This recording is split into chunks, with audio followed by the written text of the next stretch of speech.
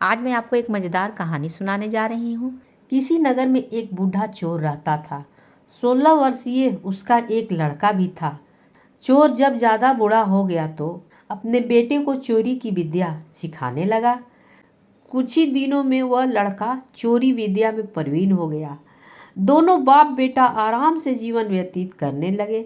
एक दिन चोर ने अपने बेटे से कहा, देखो बेटा, साधु संत की बात कभी नहीं सुननी चाहिए। अगर कहीं कोई महात्मा उपदेश देता हो तो अपने कानों में उंगली डालकर वहां से चल भागना चाहिए, समझे?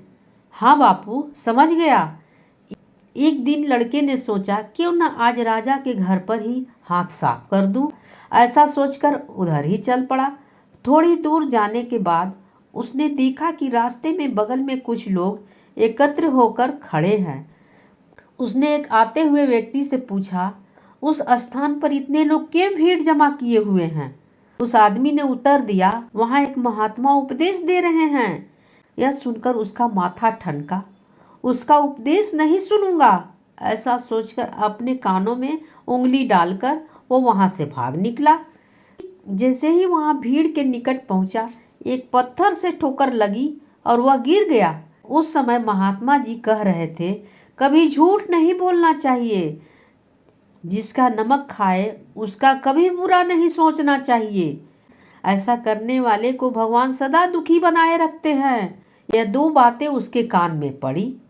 वह झटपट उठा और कान बंद करके राजा के महल की ओर चल दिया। वहां पहुंचकर जैसे ही अंदर जाना चाहा, उसे वहां पहरेदार ने टोका, अरे कहाँ जाते हो? तुम कौन हो? उसे महात्मा का उपदेश याद आया, झूठ नहीं बोलना चाहिए। चोर ने सोचा, आज सच ही बोलकर देखते हैं। उसने उत्तर दिया, मैं चोर हूँ, चोरी के लिए जा रहा हूँ। अच्छा जाओ। उसने सोचा राजमहल का नौकर होगा, मजाक कर रहा है। चोर सच बोलकर राजमहल में प्रवेश कर गया। एक कमरे में घुसा, वहां ढेर सारे पैसा तथा जेवर देखा। उसका मन खुशी से भर गया। एक थैले में सब धन को भर लिया और दूसरे कमरे में घुस गया। वहां रसोई घर था। अनेक प्रकार का भोजन वहां रखा था। वह खाना खाने लगा। खाना खाने के बाद वह थैला उठाकर चलने लगा। तभी फिर महात्मा का उपदेश याद आया, जिसका नमक खाओ उसका बुरा मत सोचो। उसने अपने मन में कहा, खाना खाया, उसने नमक भी खाया था, उसका बुरा नहीं सोचना चाहिए। इतना सोचकर थैला वहीं पर रख करके वापस निकल गया। पहरेदार ने फिर पूछा, क्या हुआ? चोरी क्यों नहीं की?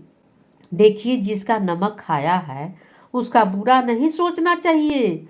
मैंने राजा का नमक खाया है, इसलिए चोरी का माल नहीं लाया, वहीं रसोई घर में छोड़ आया। इतना कहकर वह वहां से चल पड़ा। उधर रसोइया ने शोर मचाया, पकड़ो पकड़ो, चोर भागा जा रहा है।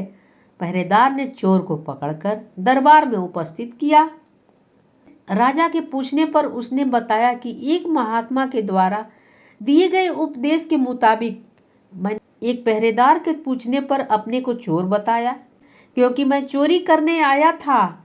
आपका धन चुराया, लेकिन आपका खाना भी खाया, जिसमें नमक भी मिला था, इसलिए आपके प्रति बुरा व्यवहार नहीं किया और धन छोड़कर भागा। उसके उत्तर पर राजा बहुत खुश हुआ और उसे अपने दरबार में नौकरी दे दी। 2-4 दिन घर नहीं गया तो उसके बाप को चिंता हुई कि बेटा पकड़ लिया गया है। लेकिन 4 दिन के बाद लड़का आया तो बाप अचंभित रह गया अपने बेटे को अच्छे वस्त्रों में देखकर। लड़का बोला, बापूजी, आप तो कहते थे कि किसी साधु संत की बात मत सुनो, लेकिन मैंने एक साधु की बात सुनी और उसी के मुताबिक काम किया।